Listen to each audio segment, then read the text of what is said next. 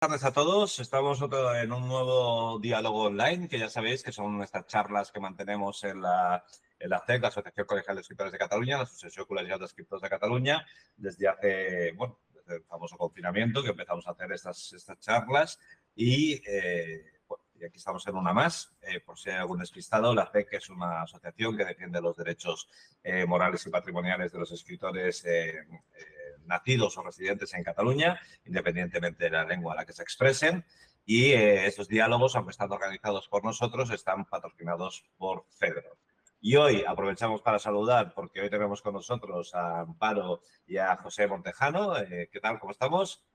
Hola, ¿qué hay? Muy Buenas tardes. buenas. Bien. Ellos son los responsables de la revista digital, el Sin Círculo de Lovecraft, que es una revista digital especializada en ficción extraña y erudición de género fantástico. Ellos nos explicarán bien qué significa esto y qué implica. La revista nació en el 2016 con la idea de promocionar la narrativa extraña en el territorio español y cuenta con contribuciones nacionales e internacionales de la revista.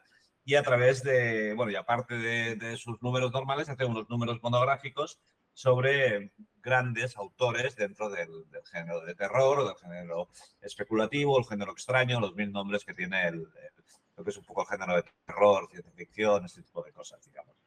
La revista ha ganado el premio Ignotus al mejor relato en el 2020 por la publicación del falso comerciante de pimienta de David Juste y ha sido igualmente finalista del premio Ignotus de revista en el 21 y en el 22 consecutivamente.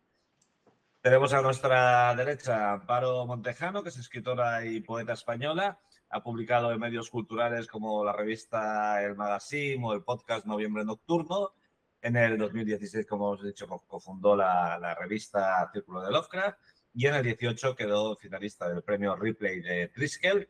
Y entre sus libros está una antología de cuentos titulada Profanación, Cuentos Macabros, un ensayo coescrito con José, con el compañero que tiene aquí al lado, que además sois madre e hijo, si no me equivoco, ¿no? Pues uno coescrito con José, que es Editoras de lo Extraño, una historia cultural de las editoras de lo fantástico, en Dilatando Méndez. Y el último libro, creo, que es un libro de cuentos sobre folclore y tradiciones gallegas, que se titula Tierra de Meigas, en Numac Ediciones. Aparte ganó el tercer galardón del premio Pedro Carbone Castillero de novela corta en el 23. Y a su lado tenemos a José R. Montejano, que es escritor y enfermero, que es colaborador en medios como, a ver si pronuncio bien esto, Windumanot, bueno, Uy, no, no. eh, disculpad, o Insomnia, además del podcast Vuelo del Cometa. Es coautor, como hemos dicho antes, del ensayo Editoras de lo Extraño y ha escrito un montón de prólogos, que tampoco es cuestión de ahora citar aquí, y aparte ha sido coordinador del volumen sobre Tolkien y la Tierra Media, junto a Martín Simonson. Se titula Tolkien y la Tierra Media, 11 ensayos sobre sobre el mayor mito literario del siglo XX. Y es miembro, además, de la base bibliográfica de género fantástico de la Tercera Fundación. Bueno, ha sido largo, pero ya lo hemos conseguido. Ya tenemos situados a nuestros invitados. Bueno, yo hoy no venimos a presentar un libro concreto, venimos básicamente a presentar la revista y un poco a presentar todo este universo que hay alrededor de la revista. Y yo, antes de nada, antes de hablar de la revista en sí, quería preguntaros de dónde viene vuestro interés por Lovecraft, digamos, ¿no? Entiendo que será de haberlo leído, por supuesto, ¿no? Pero tanto como para fundar una revista y para fundar todo un movimiento detrás, me imagino que responde a muchos motivos. Si me podéis explicar un poco qué os pasa con Lovecraft, por así decirlo. ¿Yo? Bueno, pues antes de nada, gracias por estar aquí todos. Eh, yo leí a Lovecraft siendo muy jovencita. Lo encontré en la biblioteca de mi padre, en un libro que era un libro negro, las tapas negras y una especie... sobresalían unos ojos blancos, ¿no? Y ponían relatos de horror y, bueno, y macabros. Y recuerdo, pues eso, que era muy niña y había relatos variados. Estaba de Le Fanu, de Maupassant, o sea, era una antología buena, ¿no? De quizá pues lo más selecto. Y entre ellos, yo creo que habría la antología El cuento de Agón de Lovecraft. Bien.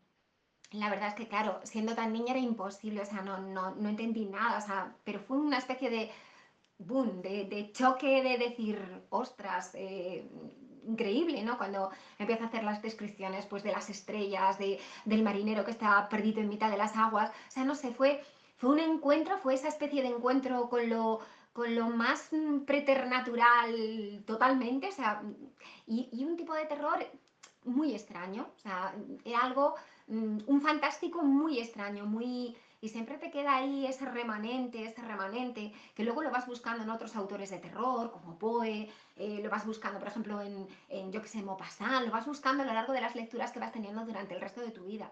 Y luego es cierto, pues bueno, que lo recuperé un poco con José. José, bueno, esto que lo hable él, ¿no? Pero lo recuperamos un poco juntos, ¿no? Él encontró también un libro, pues lo mismo por casualidad como me pasó a mí, encontró un libro también en la biblioteca del instituto y empezó por ahí, empezamos a comentarlo No, y empezó por además, ahí. es que yo creo que una de las cosas que tiene Lovecraft, que es un autor que curiosamente, sobre todo en la adolescencia, es Sí, curioso que mucha gente, muchos autores y posteriormente escritores han conocido a Lovecraft en su juventud, adolescencia. Y es sobre todo esa sensación de la atmósfera que embriaga la literatura de Lovecraft lo que atrapa al lector, no los personajes, no, eso no. no los detalles más característicos como le pasa a otros autores que te quedas pues eso con ese personaje que te conmueve o ese detalle.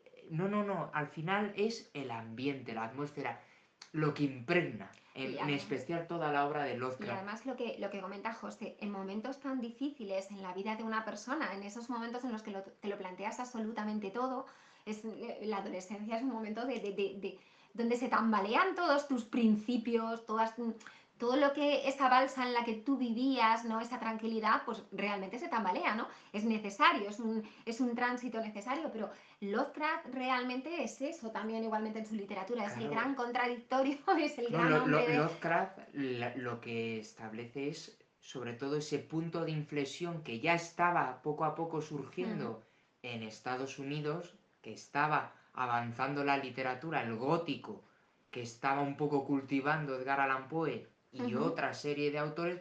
Lovecraft lo que hace es establecer el punto de inflexión necesario para construir algo nuevo en este tipo de literatura. Sí, pero lo Y que comenta es cómo lo por encontramos. eso, que me refiero que partiendo de la base de lo que uno puede llegar a leer, él mostró una forma de entender la literatura de terror completamente diferente a lo de sus predecesores. Y yo creo que Que lo consolida, ese sentimiento es el que cala. Y nos que además caló. cuando eres tan A crío, ella, por ejemplo, le caló cuando ella siendo era niña, joven y a mí yo me caló igual, igual. Yo encontré una antología de relatos suyos en la biblioteca. y en la biblioteca y fue de los libros de decir, de quiero robarlo si es posible, quiero llevármelo, o sea, no quiero que tenerlo, quiero tenerlo para mí, o sea, ser pura posesión mía. Sí, es algo extraño. Lovecraft, la Entonces, verdad, ejerce algo. eh, Hay gente que lo lee y no termina de engancharse, porque luego Lovecraft, la escritura de Lovecraft es barroca, es hipertrófica, entonces es complicada. Él también de alguna manera hace esa selección ya de los propios lectores que va a tener al principio. Pero yo creo que cuando eh, te engancha, te coge y te atrapa y pese a que es todo desesperación, pero y, paradójicamente y luego, consuela esa y luego yo desesperación. creo que también lo que nos caló ya no es toda su obra, Su vida, sobre sino todo también, no solo su recorrido literario, sino su vida, sí, el porque proceso de su vida. la vida de Lovecraft es tan fascinante, o sea, ha generado tal leyenda negra, por así decirlo, Mm. en torno a su figura, que pese a que hoy en día se sigue estudiando, investigando lo que hizo el caminante de Providence, sigue siendo fascinante, o sea, es como una especie de rompecabezas, un, básicamente sí, un misterio en su forma de pensar, en su forma de razonar, la correspondencia que tenía, todas esas cartas, más de 100.000 cartas que produjo orientadas, pues oye, a construir un corpus con un montón de escritores, autores, el movimiento que había también en el mundo amateur en cuanto a prensa, la forma que entendía él lo que era la vida norteamericana, su visión filosófica, o sea, es una figura tan poliédrica, porque luego tiene un montón de contradicciones, o sea, Lovecraft es un señor lleno de contradicciones, entonces es que es tan fascinante analizar todos esos detalles y poco a poco sumergirte en su obra como en su vida, que yo creo que es algo que nos hizo dar el paso a tenerlo en cuenta, ¿o no? Sí, sí. No sé, yo en mi visión, yo ya no sé, Sí. ya no sé cómo... Cualquiera le dice que no. Sí, no, está claro, está claro. De todas formas, me ha parecido interesante, ya sabéis que la biografía esta que Howell Leveck ha publicado hace poco sobre Lovecraft, también el Howell Leveck dice que lo descubrió a los 16 años, y dice también una cosa muy interesante, que es que Lovecraft no le cuadraba en el estilo literario que a él le gustaba, y sin embargo le gustaba Lovecraft. Y esto es una cosa muy curiosa también, porque claro, vosotros no sé si estáis como muy metidos dentro del género, pero hay mucha gente que está fuera del género, como el caso mío, que yo descubrí a Lovecraft en realidad, y yo también quería tocar este tema, no a través de Lovecraft, sino yo lo hice a través de las revistas como CIMOC, 1984 y ese tipo de revistas que había en aquella época.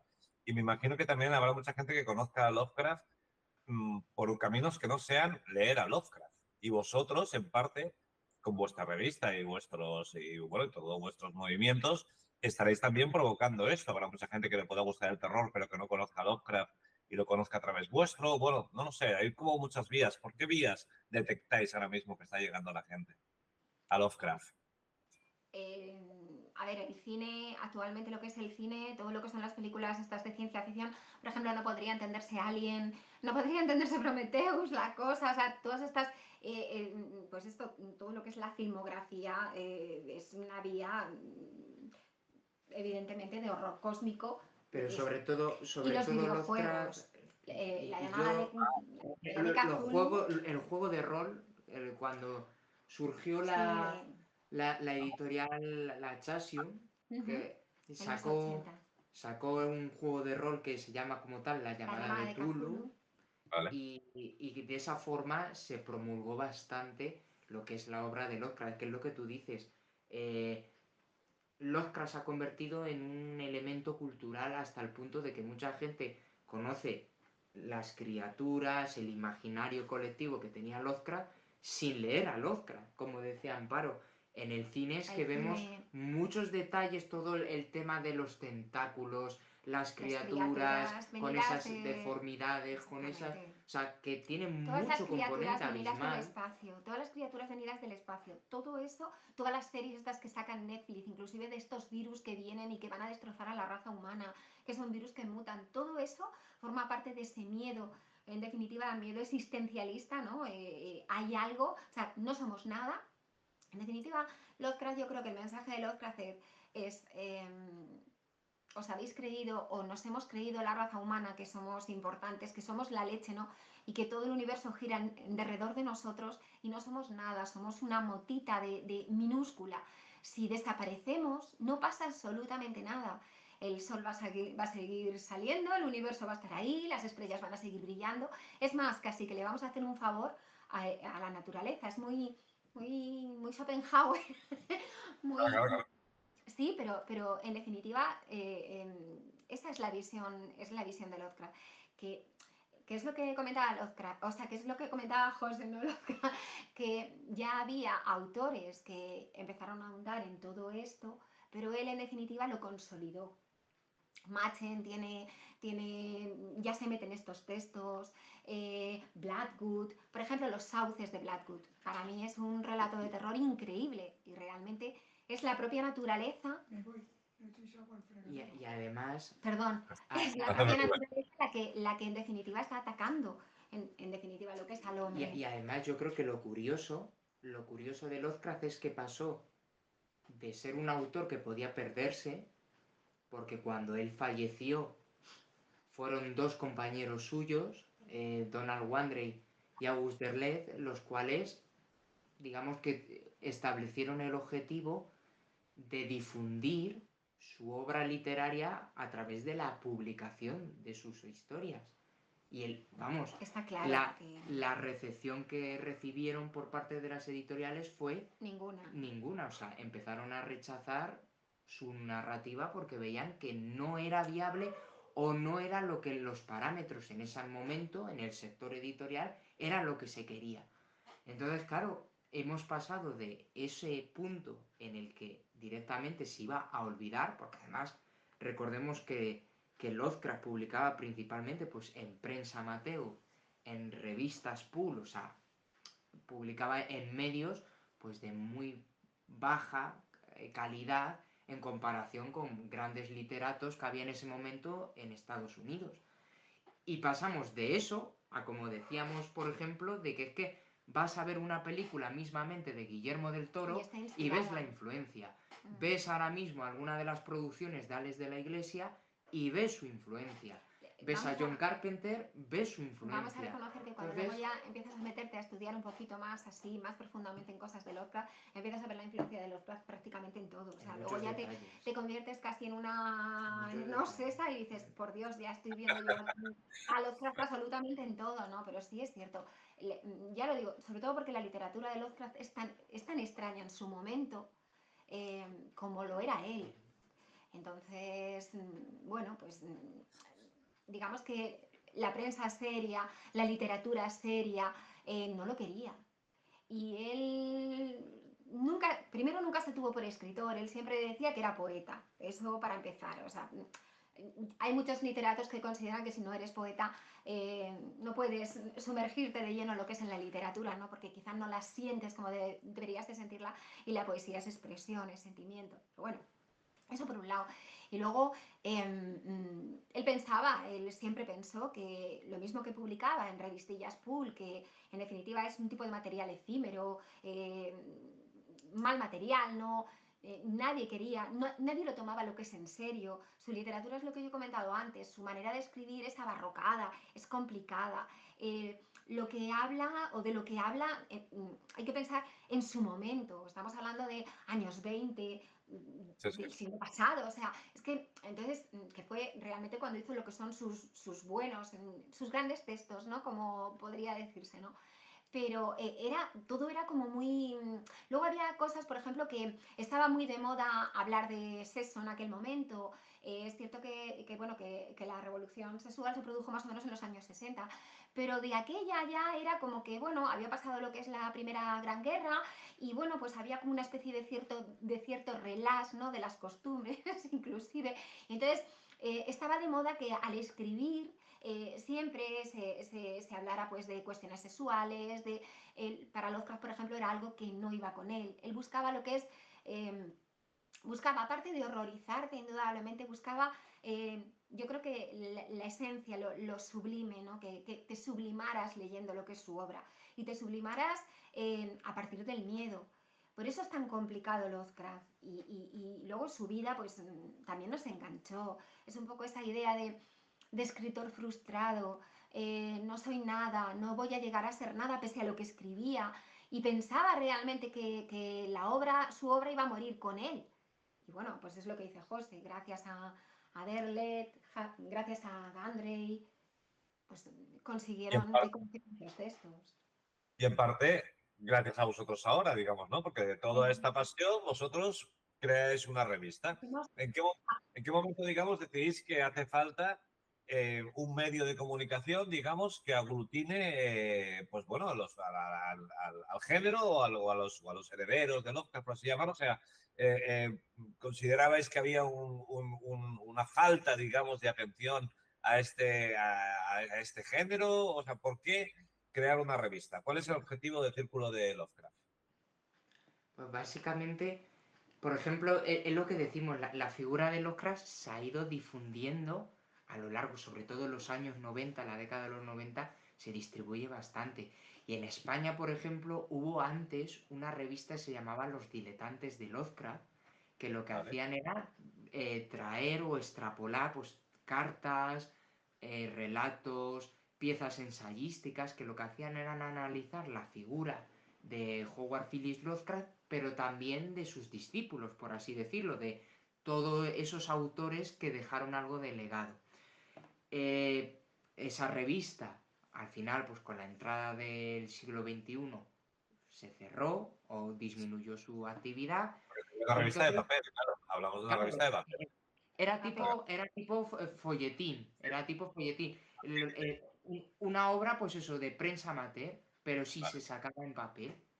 Entonces, en el año 2016, en ese momento, no había como tal o no se planteaba como tal una revista exclusivamente de ficción extraña dentro de lo que es esta literatura, lo que es ficción extraña, ficción de ese componente, porque literatura fantástica en ese momento, por ejemplo, Supersonic es una revista que ya llevaba cultivando bastante tiempo, liderada por Cristina Jurado, y había otras revistas que estaban en ese momento en funcionamiento. Pero abordaban más ciencia ficción que Efectivamente, literatura extraña. que uno de los, digamos, estandartes de lo que es la literatura de género o la ficción especulativa siempre ha sido la ciencia ficción.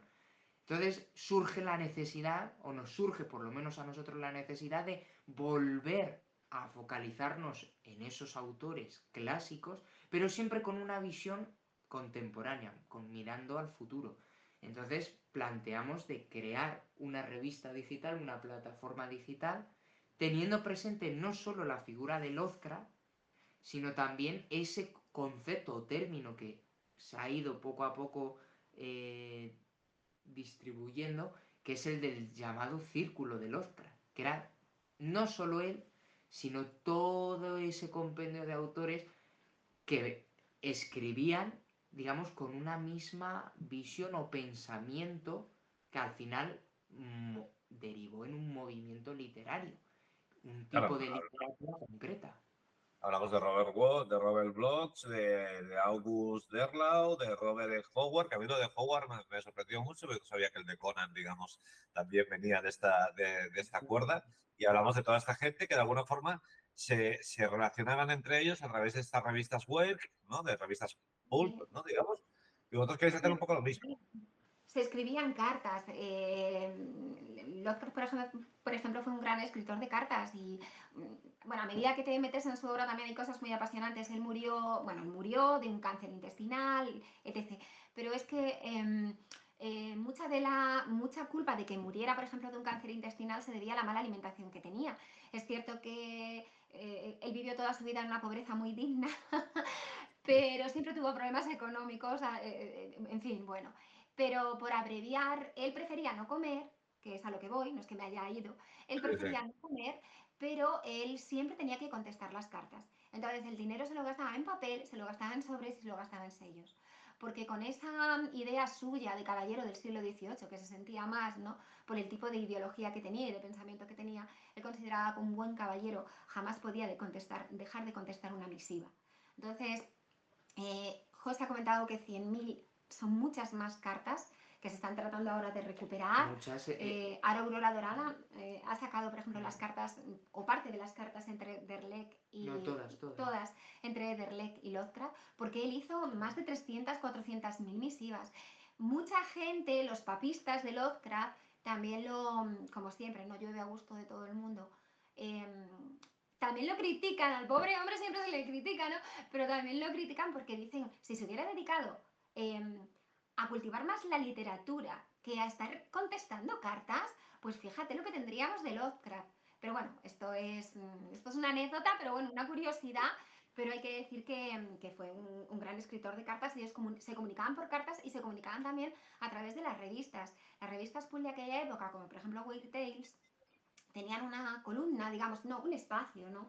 Por ejemplo, Weird Tales se llamaba The Eirie y allí todos los aficionados, todos los lectores, digamos que todo lo que era el fandom de la época, pues podían comunicarse con sus escritores y comentar los textos que habían sido editados. Entonces era una especie como de vía, ¿no? De bidireccional, digámoslo así, entre escritores y también entre lectores. Y entonces, bueno, pues nuestra revista es eso un poco también. No, era un poco de transmitir ese tipo Ese espíritu. de forma de pensar o esa manera de transmitir ese sentimiento que había entre ellos. El contacto, por ejemplo, tan sencillo de Robert E. Howard y Howard Phillips Lovecraft, que fue sencillamente porque el editor de Weird Tales pues eso, publicó una de las historias de Lovecraft.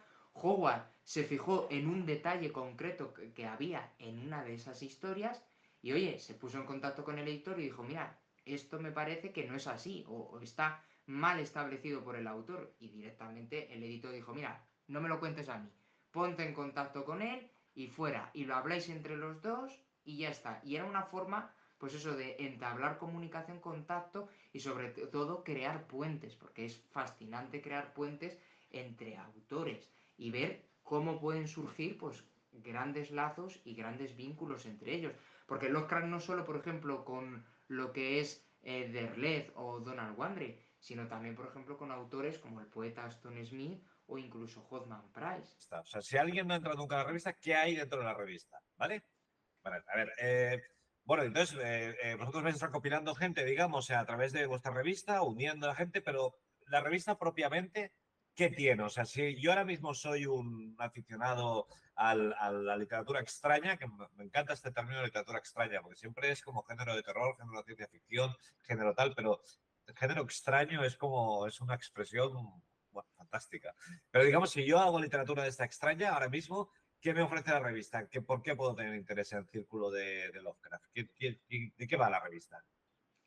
Eh, bueno, evidentemente, o sea, si hablamos de monográficos, que tenemos un montón de monográficos a nuestras espaldas, Shirley Jackson, Stravinsky, el último ha sido Algernon Blackwood, está integrada normalmente pues por 13, antes hacíamos más cuentos, pero fundamentalmente, normalmente son 13 cuentos abrimos convocatoria en redes sociales, decimos las bases de los cuentos, fijaros, va a ser un monográfico dedicado, por ejemplo, como he dicho, a Algernon Blackwood, fijaros el tipo de literatura de Blackwood y tal, pues queremos encontrar eso que encontramos, por ejemplo, en los sauces de Blackwood, queremos encontrarlo a través de vuestros cuentos. Entonces, bueno, es un escaparate para que la gente pues pueda escribir y pueda expresarse y pueda, en base a lo que ese maestro o al sustrato de horror, digámoslo así, o fantástico, el fantástico maravilloso que ese maestro ha querido dejar, o a ellos les parece, porque todos sabemos que esto es muy subjetivo, evidentemente, pues ya te digo, abrimos convocatoria en redes y hacemos una selección de cuentos. Elegimos normalmente 13, ya te digo, antes eran más, pero normalmente son 13 cuentos,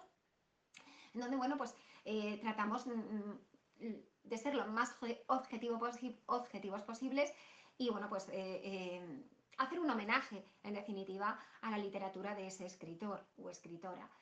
Los cuentos siempre van acompañados con obras de arte, siempre van acompañados con una filigrana, siempre obras de arte también, pues que muy oscuras, muy macabras, con esos escorzos a lo mejor terribles. Eso también nos gusta que que haya no solamente lo que es un disfrute, lo que es a nivel intelectual, cuando estás leyendo lo que es un cuento, sino también lo que es a nivel visual. Queremos cuidar mucho lo que son los textos a ese respecto.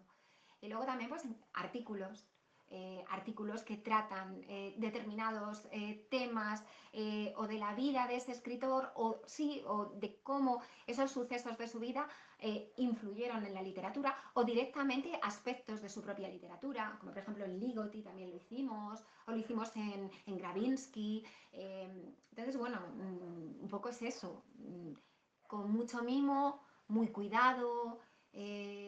Tratamos de cuidar los textos de todos los autores pues con todo el cariño del mundo, como nos gustaría que trataran a los nuestros, en definitiva, porque es un tesoro lo que te ofrecen. Y bueno, no sé si el codirector quiere aportar. No, al final eso, es un acercamiento, lo que buscamos es, cuando hacemos, por ejemplo, los números temáticos, como ha comentado Amparo, es orientar todo hacia la figura concreta de un autor y analizar su vida y su obra. Y ahí entra una visión mucho más grande, desde el punto de vista de la ficción como de la no ficción. A mí me gusta mucho el apartado de la no ficción, la parte de la crítica. Y a mí el de la ficción. Y el análisis al final de por qué esta persona escribió esto o por qué él tiene esta faceta, esta persona.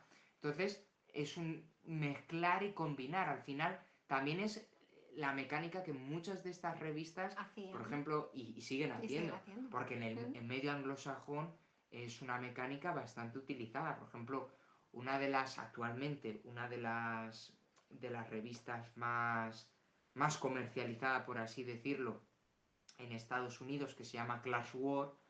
Es una revista principalmente de ciencia ficción, pero abarca todas las temáticas, todos los géneros por igual, y hace una mecánica similar. La manera de funcionar es la misma. Abre convocatoria. Abre convocatoria, un conjunto, un compendio de relatos y un apartado de no ficción. De artículos. Pero es el mismo mecanismo que han utilizado, yo que sé, revistas como Astounding, revista como Amazing Stories, que fue de las primeras en Estados Unidos. Llegadas, sí. Entonces, quiero decir que la mecánica es traer Similar. y mezclar, por supuesto. Pero hacemos tochos, ¿eh? Son tochacos. Pero esto es en papel, o sea, son monográficos en papel. No. Salen, Ah. o sea, todos los Súper números, exceptuando el número 13, El número 13 lo sacamos han en salido físico. en digital. Sí. El número Vale. 13 fue como una especie de aniversario, Sí, de homenaje, y Vale. salió en papel. Eran, no sé cuántas eran, 300 páginas, No lo sé, sí, una barbaridad, no sé. 300 algo eran. Sí, 300 y pico páginas en papel. De todas maneras, las que hacemos ahora, que yo te digo, antes cogíamos más relatos, pues porque hay mucho muy bueno. Hay mucho muy bueno. Hay muchos escritores con muchísimo talento en nuestro país, muchísimo. Lo que pasa es que, claro, pues evidentemente somos muchos, el mercado editorial en España es el que es, y entonces muchos de estos escritores recién comienzan quizá lo que es a publicar y quieren de alguna manera también lo que es darse a conocer, ¿no? Y hacerse lo que es un nombre. Y nuestra revista también sirve de alguna forma para poder impulsarlos. Y sobre todo mostrar la calidad, porque Por hay supuesto. autores que a lo mejor su obra no es sumamente extensa, pero tienen verdaderas piezas literarias de enorme calidad. Y comercial, porque en definitiva comercial. muchas veces estos autores pues le pasa un poco lo que le pasa a lo que es a Lovecraft. Das a las puertas de las editoriales y no los quieren, ¿no? Pues quizá por su manera de escribir, que quizás es más transgresora, o por los temas que tratan, ¿no? Entonces, bueno, pues Círculo de Lovecraft se nutre realmente lo que es de esa extrañeza. Pero esto siempre es un tema que está como sobre la mesa, digamos, ¿no? O sea, tú has dicho antes, el mercado editorial es el que es, ¿no? Sí. Actualmente hay editoriales, la biblioteca, tal, no sé qué, o sea, hay editoriales que se dedican, digamos, a este género y luego están las grandes editoriales que se dedican muy poco a este género, pero de vez en cuando hay un autor muy notable, sí que le dan el hueco que le tienen que dar, digamos, ¿no?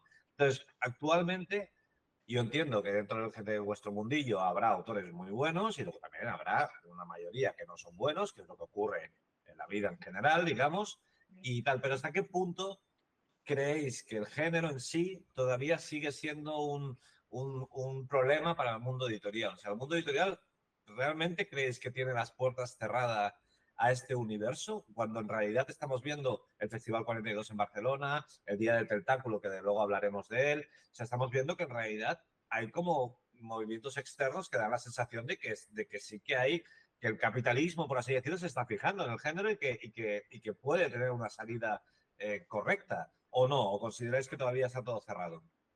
Se va abriendo. Yo desde mi punto de vista como escritora que me dedico a esto, a horror, se va abriendo, pero son pinceladas sutiles. Quizá, por ejemplo, como tú dices, lo que hay en Barcelona, el Festival 42, o por ejemplo nuestro Día del Tentáculo, la Hispacón, sí, son de alguna manera desde nuestros pequeños corpúsculos, digámoslo así, queremos reivindicar, estamos aquí, fijaros en nosotros. Pequeños. Yo no he estado nunca en el Día del Tentáculo, pero el Festival 42 es un Sí. pedazo de festival que ya quisieran otros géneros. Bueno, Claro. nosotros, nuestra humildad, nuestro Día del Tentáculo está muy bien. Yo te invito a que te pases. No, sí, me parece encantado. Lo que pasa es que como de momento solo conozco 42, entonces digo, 42 no tiene pinta de ser un género marginado, porque tiene un festival que te digo yo que los de la novela histórica matarían por eso. ¿Sabes? Yo te digo aquí que hay, se sigue viendo, desde mi punto de vista, ya te digo, a nivel personal como escritora, se sigue viendo todavía como que lo que escribes, quizá por los temas que tratas, no se pueden equiparar. Es que lo ves, o sea, tú vas a lo mejor lo que es a la feria del libro, lo que sea, realmente lo que se vende es novela y novela con trasfondo histórico, realista. Entonces, todavía como que el género fantástico y sobre todo lo que es el género fantástico nuestro, patrio. Porque sí, por ejemplo, Stephen King, pues es que evidentemente todo lo que viene de fuera parece como que... todo lo que viene de fuera parece como que tiene una cierta calidad que lo nuestro no tiene y para mí es un error. Claro. Esa es mi apreciación como escritora de terror y de ciencia ficción española, que yo lo veo muchas veces a la hora, por ejemplo, de participar en concursos, a la hora de tal, el tipo de temática que yo trato, o cómo la trato, o cómo ya sé de antemano, y lo sé de antemano, lo que pasa es que trato de ser fiel a mí misma, que no voy a conseguir nada. Pues porque no, porque mira, ayer justo estuve viendo, así como muy, muy por encima, muy a vuela pluma, una entrevista que le hicieron al ganador del premio Clarín de novela. Y él decía que le parecía, no sé ahora mismo el nombre, pero él decía que le parecía un argentino, no te sé decir ahora mismo, pero él decía que le parecía extraño que le hubieran dado el premio, porque su novela era de terror. Entonces dices, es que me parece rarísimo, me hayan dado el premio porque mi novela era de terror. Y dice, es cierto que el jurado era como que se empezaba a abrir un poquito y tal. Yo veía, bueno, pues que determinados miembros del jurado a lo mejor podían tirar por lo fantástico. Dice, pero me parecía, cuando dijeron mi nombre, dice, ni me lo creía. Dice, porque es terror. Dice, y es que eso encima, dentro de los géneros fantásticos, que es lo, como comentaba José, que la ciencia ficción es como que es más, más renombrada, pues el terror sigue siendo como el hermano feo, el hermano incómodo de ver, que sigue ahí en la literatura. Y es tan necesario porque quizá nos está mostrando lo que tenemos en la realidad y no queremos ver, ¿no? ¿Sabes lo que te quiero decir? Y ya no solo eso, sino yo creo que hay un gran problema en la forma de funcionar el mercado, por lo menos no sé cómo será en otros países, pero nuestro mercado yo creo que tiene un gran problema que es, por ejemplo, en primer lugar, estos géneros literarios se sustentan en que hay muchas editoriales de un sistema muy pequeño, o sea, Pequeñitas, editoriales muy independientes. pequeñas que son, sin embargo, las que mayor producción generan, mayor contenido desarrollan de esta temática, y luego hay grandes, digamos, Sellos máquinas editoriales. editoriales que sí se centran en la producción de esta literatura, pero normalmente la camuflan. Es muy sucio. Yo, por ejemplo, bueno, ahora mismo hay un montón de escritores que han recibido, por decir, el Premio Nobel de Literatura y verdaderamente han escrito obras de ciencia ficción, obras especulativas, han escrito distopías, han escrito obras macabras, han escrito, por eso digo que han escrito verdaderas obras de literatura fantástica.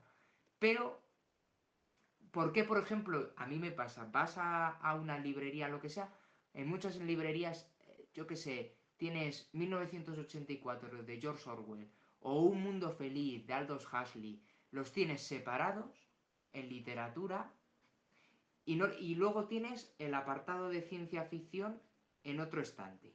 Y además chiquitito. Y te da gana, Muchas ¿no? veces Y te da gana de es una decir literatura... que 1984, al igual que Un mundo feliz de Aldous Huxley, es ciencia ficción. Al igual que el cuento de la criada de Margaret Atwood. O incluso el reciente premio Nobel, por ejemplo, ha escrito también con ese componente de extrañeza. Entonces, ¿hasta qué punto lo que consideramos ficción especulativa, literatura extraña, por qué hay editoriales que lo que hacen es camuflar y no decirte claramente que esto es ciencia ficción, que esto es terror, que esto es fantasía? Bueno, pero lo puedes ver desde el otro lado, que en realidad hay algunas obras que son tan extraordinarias que las editoriales o las librerías lo clasifican como literatura en general porque el objetivo es es una masa más. En realidad es una gran novela y de paso, pues resulta que es de ciencia ficción, digamos, ¿no? Y luego hay otras importantes que sean de ciencia ficción, no tanto la calidad literaria como el hecho de que sea calidad. No sé, es como una forma de verlo. Muchas veces la gente consume ciencia ficción y no sabe que está consumiendo ciencia ficción y le dice, ah, ¿a ti te gusta eso? Guau, tú eres un friki o tú eres tal. No, perdona, pero tú es lo mismo. O sea, tú estás estás viendo esta película que te encanta, no me digas, estás viendo esta película que te encanta, Prometheus, yo qué sé. Porras, es ciencia ficción. Y ya no Es que solo cómo eso, me sino... mola Alien. Porras, ¿cómo estamos? Es que estás metida en el horror cósmico, ciencia ficción, pero no lo sabemos, no somos, no sé, estamos... No, por ejemplo, Sí, sí, sí. hay un ejemplo que es muy bueno, que es Phyllis Cadiz, Sí. que escribió Emilio Carrer un libro, una biografía, sobre, más bien sobre su psicología, la de Phyllis Cadiz, que la de su vida. Y básicamente yo creo que es un autor que, por ejemplo, utilizamos el término de ciencia ficción, pero él en verdad no le importaba tanto el concepto de ciencia, sino que analizaba más el concepto de la sociología, de la psicología, de la filosofía y la teología. Entonces él entraba en todo ese panorama, al igual que otros autores como por ejemplo Le Guin, Úrsula K. Le Guin, es otra de las voces, sobre todo también el panorama feminista, que tuvo gran peso en los años 60-70, ves que utilizaban esta literatura, además ellos lo decían, es una literatura que permite reflexionar y hacer que el lector pueda entender estas ideas que a lo mejor si se las expongo de otra manera no las va a percibir igual. Quiero que reflexione. Por ejemplo, en Estados Unidos, también en los años 60, Harlan Ellison fue un vanguardista en el sentido de mostrar aquellos tabúes, mostrar aquellas cosas que en ese momento le daban miedo a la gente transmitir con la literatura. Y para eso está la literatura. Y la única forma en muchas ocasiones de expresarla, como tú has dicho, Álvaro, es a través de esta literatura. Y entonces el problema es cuando vamos con la etiqueta o la categoría. Cuando tú dices, esto es ciencia ficción, hay gente que ya hace un estereotipo de lo que es ciencia ficción y es lo que tú dices. ¿Es 1984 una obra de ciencia ficción? ¿Es una distopía? ¿Es una ucronía? Sí. ¿El hombre en el castillo es una ucronía? Sí. Pero te habla de más cosas. Tiene un pozo mucho más profundo. Adéntrate en ella. Aparte que lo que yo os iba a comentar, que aparte que es que nosotros no nos damos cuenta, porque es que somos muy cegados, pero es que el cuento fantástico ha sustentado lo que son las bases de nuestra civilización, de todas las civilizaciones, que son los mitos, que es la mitología, que es la Biblia, que son las leyendas, pues es que es todo, es un cuento fantástico, con lo cual el fantástico está en nuestra propia naturaleza y está en nuestra propia evolución humana. Si no sabemos explicar una cosa, recurrimos a lo sobrenatural. Yo no sé explicar lo que estoy viendo en el cielo, pues ahora a lo mejor pueden ser, yo qué sé, habitantes de otro planeta, que no sé qué, además estos ruidos que está produciendo la Tierra es porque hay algo que tal. O sea, hemos explicado a través de los mitos y a través de las leyendas nuestra propia historia. O sea, con lo cual, lo que dice José, cuando encasillamos y ponemos la etiqueta, pues es que es terrible porque mucha gente ya pones la etiqueta y ya dices, bueno, pues yo esto no lo quiero leer porque no me interesa. Pero bueno, tú léelo y valóralo sin esa etiqueta porque a lo mejor te encanta y es una pena. No, eso ya lo decía Jorge Luis Borges. O sea, solo nos tenemos que referenciar a Jorge Luis Borges, que hablaba del poder de lo imaginativo. Y Casares, Adolfo Bioy Casares, también hablaba de ello, el poder que tiene lo fantástico en la humanidad en general. Bueno, en definitiva, que con nuestra revista lo que queremos es que la gente abra la mente, que escriba, que se adentre en un mundo maravilloso, en un mundo increíble y nos gusta, pues eso, la literatura de extrañeza, pues claro que sí nos gusta. Pues es que prácticamente pones las noticias y es todo extrañeza. Pues es que mira, la realidad muchas veces supera la ficción, con lo cual, pues bueno, pues eso, que las puertas del Círculo de Lovecraft para todo aquel que quiera, de verdad, que le guste escribir, pues mira, es un escaparate fantástico para poder hacerlo y bueno, pues que luego también se aprende mucho porque cuando te pones a leer los cuentos, los maravillosos cuentos que te envía la gente, pues es que dices, válgame la Virgen, ¿no? Pero qué gente más increíble, ¿cómo es posible, por ejemplo, a lo mejor que a esta autora o a esta autora no le publiquen y madre mía, y luego pues eso, es una imaginación, una riqueza, y es que de todo se aprende. Hay que leer de todo y de todo se aprende y bueno, Pues ya de literatura fantástica ya ni te cuento. Yo creo que con este llamamiento, digamos, a los amantes del género a que se acerquen a la revista y a que, bueno, si tienen alguna cosa que creen que es interesante, que os la puedan enviar y que puedan unirse a vosotros. Yo creo que es ideal esto para cerrarlo, porque ya os he robado un montón de tiempo además y creo bueno, que ha quedado bastante claro pues, qué es qué queréis y qué hacéis, digamos. Y diciendo esto, nada, os damos las gracias por haber estado en estos diálogos online de la CEC, la Asociación Colegial de Escritores de Cataluña, la Asociación Colegial de Escritores de Cataluña, y daros las gracias a Amparo y José y deciros que seguiremos nuestra revista con mucha atención. Muchísimas Muchas gracias, de verdad. gracias. Es un honor. A vosotros. Iremos hablando. Hasta luego. Dios. Adiós.